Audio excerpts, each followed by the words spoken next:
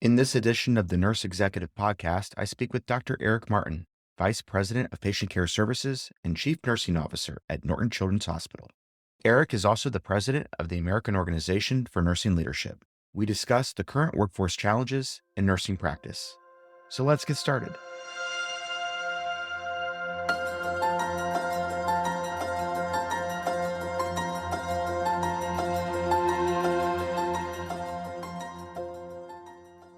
Welcome to the BRG Nurse Executive Podcast. BRG is a global consulting firm that helps organizations in disputes and investigations, corporate finance, and performance improvement and advisory. BRG's healthcare performance improvement practice offers multidisciplinary services to healthcare organizations. We focus on implementation with innovative, independent, and data-driven solutions. In the BRG Nurse Executive Podcast, we discuss improving patient care by advancing nursing leadership. For more information about BRG, please visit thinkbrg.com. Now here's your host, Nick Shimolewski. Eric, thank you so much for joining me today. Thanks for having me. What's keeping you up right now as a CNO? What kept me up last night? Worrying about RSV. Right now, we're experiencing huge surge in patients with bronchiolitis and RSV, and we're just busting at the seams here at the hospital. So staffing is obviously a concern, having enough beds for the patients, and being able to see all the patients in the community with RSV and bronchiolitis has certainly been the hot topic every day for the last few weeks. So that's what kept me up last night. Yeah, it seems to be coming earlier this year compared to where it normally comes in a normal year pattern, correct? Yeah, actually, it's been an interesting phenomenon. So COVID kind of threw everything through a loop. Typically, we see RSV spike November, December-ish. The year of COVID, with masking and social distancing and a lot of schools closed, we actually saw very little RSV or flu in the hospital at all that year. And then last year, it spiked August, September-ish. We saw record highs last year, higher than we had seen in the previous 5 years. And this year, we're spiking in October, mid-October, and we are seeing even higher numbers than we saw with our records last year.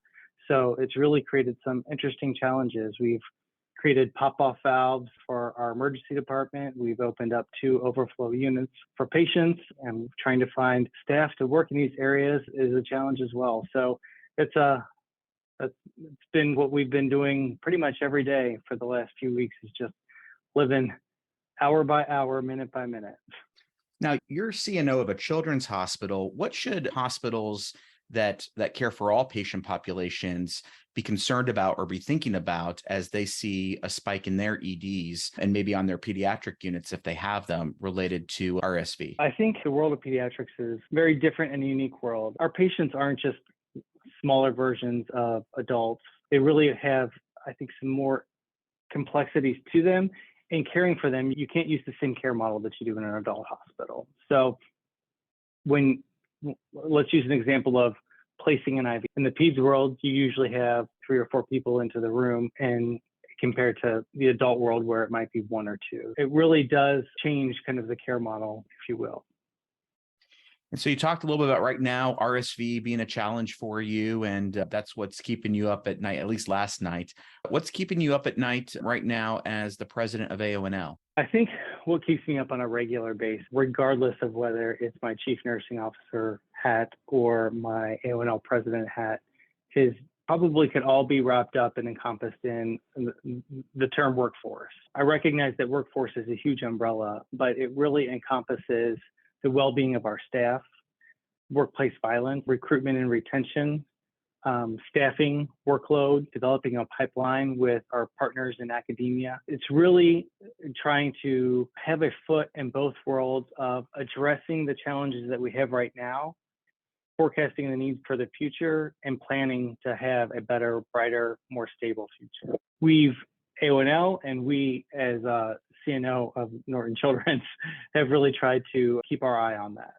Are there any pearls of wisdom that you have, or glimmers of hope that you have identified that's working well for you and your organization, or that you've seen in other organizations from a recruitment and retention perspective? One of the most successful things that I've seen is our Student Nurse Apprenticeship Program, or our SNAP program. It's a program that we have here at Norton that was started actually from a nurse who was doing her DNP project back in 2017, and started off with working with local universities and nursing colleges to develop a 12 to 18 month long program for student nurses, where it's 3 phases.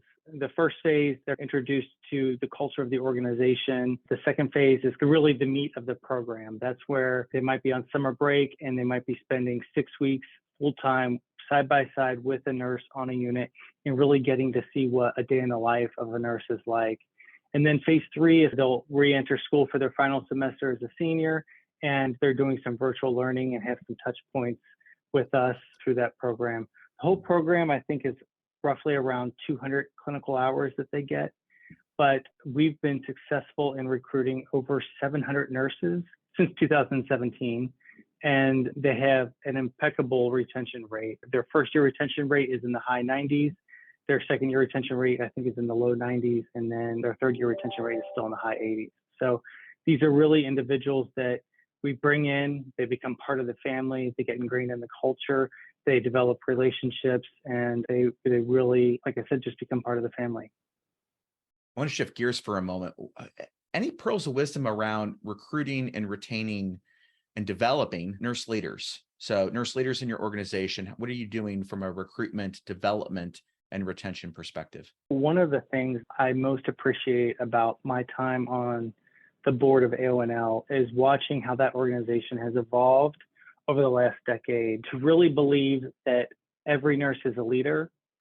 And so that has flipped my paradigm and how I frame things and view things in nursing. And so I would say for me here at Children's Hospital, we focus on developing bedside leaders all the way up to my directors have been through development programs. Now, each program looks a little different. This past year, we started a program called Lead for Care, and it was really modeled off of kind of a mentor-mentee kind of model. But we're in our second cohort right now. The first cohort we kept small so that we could perfect the program, but we had newer nurses matched with 20 more senior nurses, and they went through a 6-month-long program. It was partially virtual, partially in person. In between the sessions, they had touch points where either they went for lunch or coffee or something like that, but they were able to connect with each other. And that program covered everything from self-care and burnout to some of the bigger things on how to deal with conflict, how to manage complex situations, those sorts of things. So it was amazing to see the response of these nurses, not just from the content that they received, but from feeling invested and feeling like somebody recognized them as a leader. And especially for the newer nurses, it made them see themselves as a leader. And in fact, some of them that went through the first cohort are now interested in being mentors for the second cohort. So that's been fun to watch.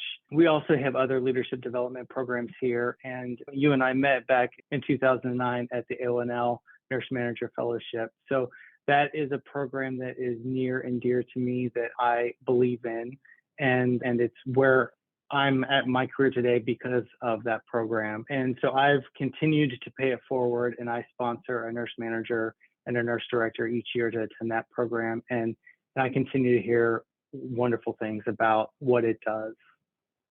Yeah, I mean, that program was really life-changing, I think, for me, and have enjoyed there's a group of us that stay in close contact from our year. What was the success for you in that program in developing you as a nurse leader? Is there a key to the outcomes that you're seeing and why you continue to invest in others in that program? For me, I entered that program, I think 15 months into being a nurse manager.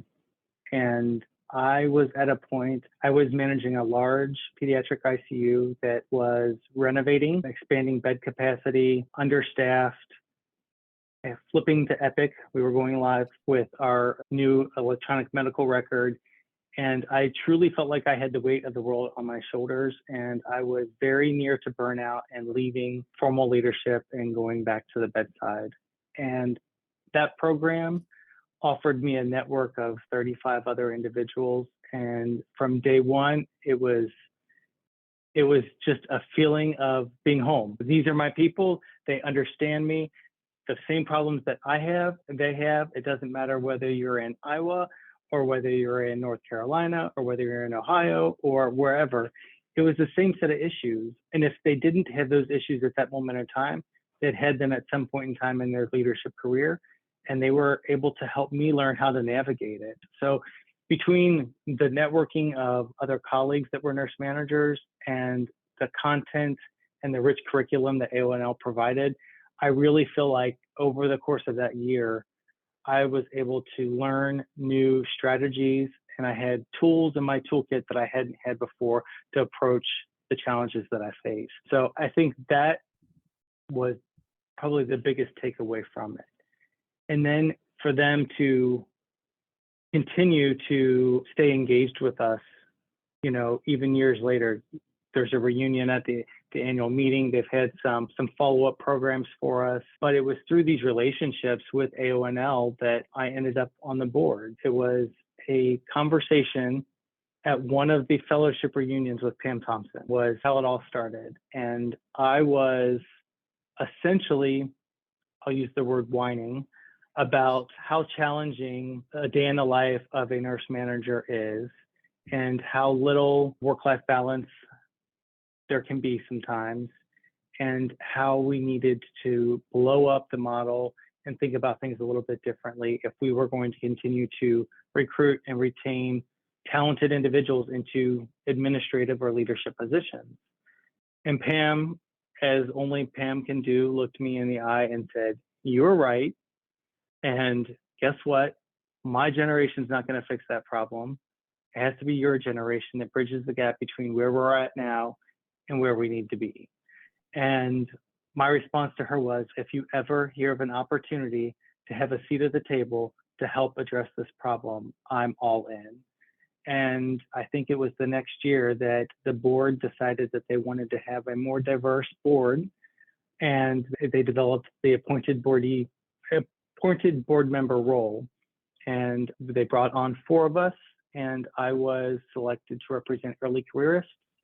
And my very first meeting, I was assigned a committee who was assigned the task of exploring innovative strategies to recruit and retain the next generation of nursing leadership. And the rest is history. That became my first committee. We did a national study on it. It was my DNP capstone project, and it's been one of the things I've been most passionate about since that time. One of the things MT Meadows and Pam Thompson, both from AONL, talked about, I think, during the year and since then, has been in the program, the need for a safe space for learning. And I'm wondering if you can talk a little bit more about safe space for learning within the program and what that means, but how do you create a safe space for learning as a CNO for your new leaders so that they can thrive and be willing to take appropriate risks and then learn from those risks? Yeah, that's an excellent question. And I don't know that there's any magic bullet for making individuals feel safe or trusted. I can tell you for me, what it's boiled down to throughout my leadership career is trying to be authentic and be myself and be a little vulnerable with people. And I try to build relationships with my leaders, and that sometimes that means sharing little snapshots of what my life might look like on day to day, or what challenges I face, or acknowledging that I don't have the answers to all the problems, but that we can work together to solve them. And so I think they know that they can be vulnerable with me as well, and they can express their frustrations, and we can close the door and we can have a vent session. But when we leave here, we have our arms locked and we're on the same page with a unified message. And the other thing that I think has been so fun as a CNO is allowing my leaders to spread their wings and problem solve themselves. So 4 years ago, they may have walked into my office with a problem, and expected me to have a solution and help solve it. And I love solving problems too, but that's not how we grow and learn. And so I think over time we've evolved to, okay, what ideas do you have? What would great look like? Okay, go make it great. What do you need to make it great? How can I remove those barriers to make it great? Because most oftentimes they have better solutions and better insight than I have. And my role is just to help support them to be great. So we've talked a little bit about safe spaces for learning. How does that fit into the healthy work environment initiative and the work that's being done around that? And what do you see as the greatest barriers right now to healthy work environments with hospitals and health systems?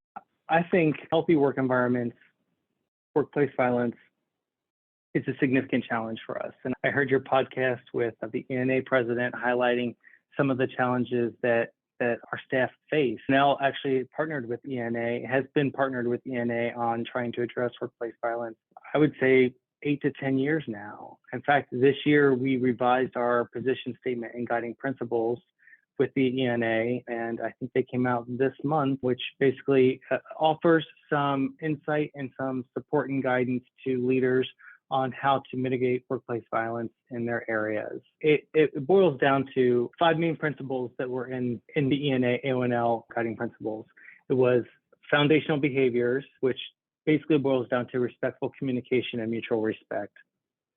Adopting a zero tolerance framework. The third was ensuring ownership and accountability so that every member on the team is responsible for upholding that zero tolerance policy, because we know that if there's a weak link, a bully or a violent patient or a violent visitor will find that weak link and get in. Training and education for all team members so that we present with a united front and that we're all using similar strategies. And then the final one was using metrics to evaluate success, which really will help us monitor the level of workplace violence and the types of workplace violence and know where to focus our energy, time, and resources to address the problems that we're facing. As you look forward to 2023 and the second year in your presidency in AONL, what's the top 3-4 things on your bucket list for next year? Our workforce challenges aren't going away anytime soon. One of the first things I did as AONL president was assign a committee with 2 board chairs to address some of the workforce challenges that we're facing. And this group of leaders that we've convened have been so dynamic and so engaged, and they're moving at 100 miles an hour. And I'm just excited to see the results of some of the work that we've been doing. So the Workforce Committee actually has 7 subcommittees, one that's looking at talent acquisition, one that's looking at retention, one that's looking at leadership, one that's looking at positive practice environment. There's a total rewards and compensation one, an academic and practice partnership subcommittee, and then the final one is a culture of inquiry. And so each of these subcommittee leaders has then convened individuals of their own. They've sought out best practices, and in November, we should be releasing our first compendium, which will be a little introduction to some of these best practices that we are hoping nurse leaders from across the nation will find to be practical solutions that they can operationalize in their own areas, whether they are the leader on a unit or whether they're a leader of an organization or whether they're the leader of a system. There'll be 3 compendiums in total that will come out over the next probably 3 to 5 months, I would say. So the second one I think will be in December and the third one will be in early 2023. So we're excited to see those come out. We've had the final longitudinal study that we started during early COVID that looks at well-being and resilience for leaders. Actually, just next week, I have a webinar scheduled with the Joslin Study Group and Robin Begley to share some of the findings of that. Also, the Workforce Committee hosted a live Ramesh session. And then in addition to the live Ramesh session, we also had a workforce survey go out. So we are combining the results of those 2 things together and that's helping give guidance to our 7 subcommittees. The reason I wanted to highlight it was because it's a really cool live session where we were able to get relevant, practical feedback from leaders. And I feel like one of the things that we're challenged with in our world is that if you're waiting for an article to be published or research to be published, there's significant delays to finding out practical solutions. And so what's cool about Ramesh is that we were able to hear in real time what leaders are confronting and what they think we need to be doing to address it. And so workforce is one of the things that's your focus for next year. Is that all encompassing? It's that big of an issue, or are there any other things that you look forward to next year that need to be addressed? I would say one of the other big things for me in the president role is looking at diversity and belonging and inclusion. It's also one of the areas that I'm passionate about. I was honored when I was asked to chair the AONL Diversity and Belonging Committee under Marianne Fuchs' presidency. This past year, I passed the baton over to Joy Parchment, who is chairing it now, but I still participate on the committee. We have done a lot of work on diversity and belonging to develop a position statement and some guiding principles around diversity, belonging, and inclusion. Most recently, what we've been working on is how we can provide tools for leaders to evaluate where they're at themselves along that spectrum and where their organizations or their units might be at. And then the next thing that we'll do after we get this evaluation tool out to leaders is provide them with some best practices that they might implement to begin having a more diverse and inclusive environment for staff. It goes back to what the question you asked earlier about healthy work environment. If everybody doesn't feel a sense of belonging, we've got a problem that needs to be addressed. And that's one of the things that I think is been very important for the committee to help leaders address, whether it's those microaggressions or somebody overtly bullying another peer or partner or colleague. We need to address those behaviors, and we need to provide leaders with the knowledge, tools, skills, resources to do that. So we've talked a lot about some of the challenges that are going on in our current environment. What gives you glimmers of hope? Taking a little time to step back and recognize the greatness that's happening all around me and us. It's inspiring to me to see some of the great things that nurse leaders are doing. I'll give you a couple of examples from within my own 4 walls. There was a nurse who found herself and her family homeless and having food insecurity issues. And she took her personal experience and figured out a way for us to address it in our own emergency department. And from there, we opened up a food pantry and began screening all of our patients for food insecurity. Since that time, we've spread that food insecurity screening tool to all of our facilities so that all of our patients are getting screened for food insecurity and getting referrals and resources that they need to make sure that they have the nutrition that they need outside of the hospital. Another one is that I still see that despite the challenges that we've faced over the last couple of years in healthcare, that we can still laugh at ourselves and have fun. And one of the things that I've enjoyed the most is we did a 100 Days of Happiness challenge here at my hospital. And this was actually an idea that stemmed from a group of leaders that I sponsored to go to the AONL annual meeting. And they came back and we debriefed about the meeting and we talked about what are some of the ideas that we could implement here and within our organization. And each leader had some unique things and little passions that they wanted to consider for their unit or for our whole organization. But there was a consistent theme, and it was around well-being. It was around work environment. It was around bringing joy back to the day-to-day things that we do. And so that birthed the 100 Days of Happiness Challenge, where we leveraged social media and we each day issued a new challenge to our staff on what makes them happy. There were things like just take a picture with a selfie with a colleague on the unit. There was a recognition one. There was a day where they did a flat Eric. So there was little flat Erics all around the organization that they were doing all kinds of creative things to.